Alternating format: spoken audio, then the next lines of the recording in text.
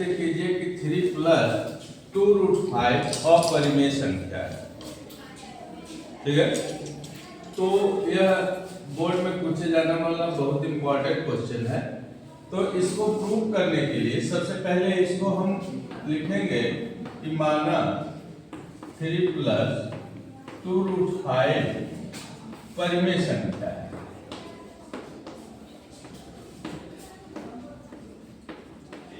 परिमेय संख्या।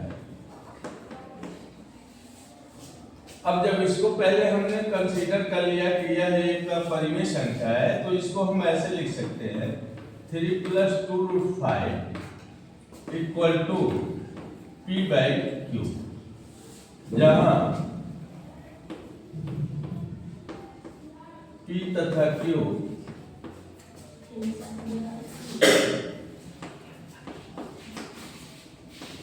पूर्णांक है और Q नॉट इक्वल टू, ये लिखना चाहिए,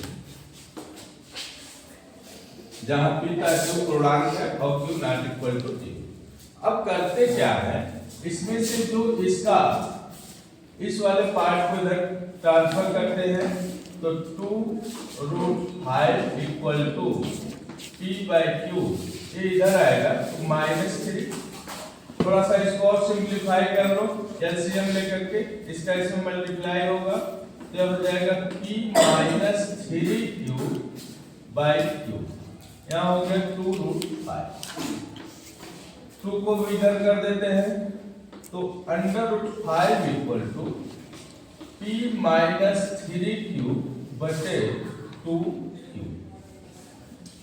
अब हमने ये माना है कि यहाँ पे P/Q चूंकि परिमेय संख्या के रूप में लिखते हैं, तो अब यहाँ पे तो यह हमने यह भी क्या हो जाएगा, परिमेय संख्या होगी,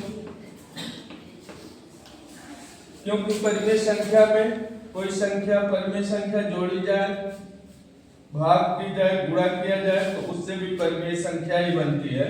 तो इसका मतलब यह है कि जो इधर दाएं साइड में जो भी आया P-3Q/2Q, तो ये परिमेय होगा,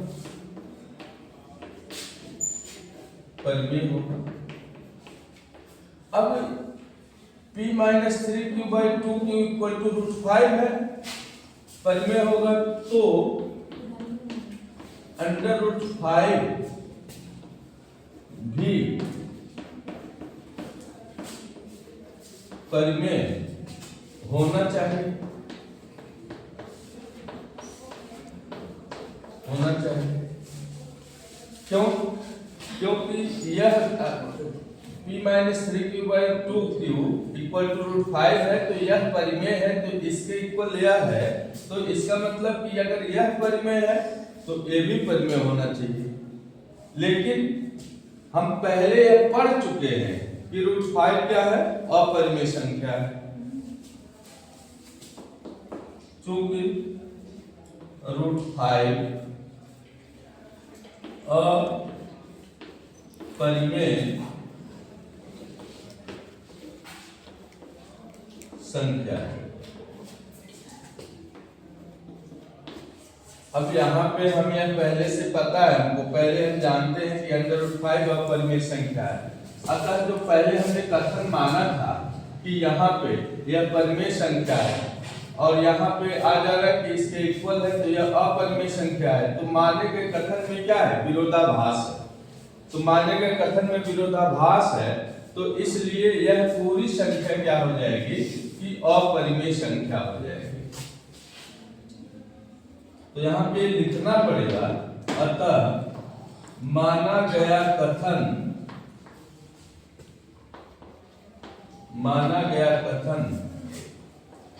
में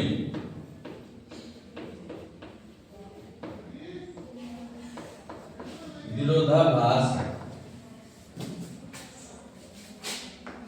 इसलिए 3 प्लस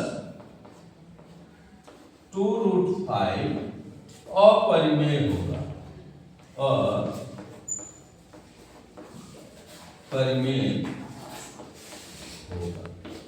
इस तरह से पूरा इसका कंप्लीट प्रूविंग है और यह बोर्ड एग्जाम के दृष्टिकोण से काफी महत्वपूर्ण है। इसको ठीक ऐसे ही तैयार कर लेना है। ठीक।